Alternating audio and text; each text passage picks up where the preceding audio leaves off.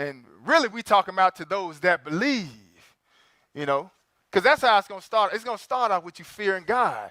Then you start fearing God, look, it's going to cause you to move accordingly, sisters and brothers. But like he said, he shall be for a sanctuary, both for a stone of stumbling, and what else?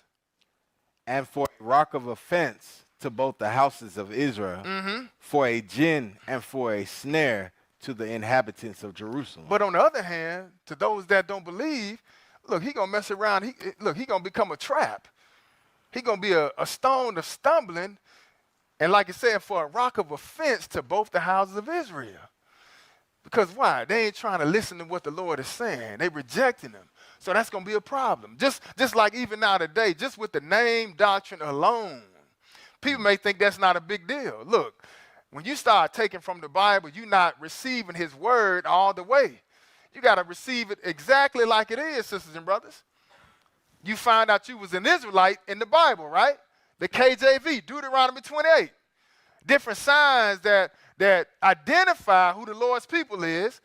But on the other hand, when we get down to the New Testament, we see Jesus. Now we want to say that's the wrong name. Look, we're going to have to receive his word completely, sisters and brothers.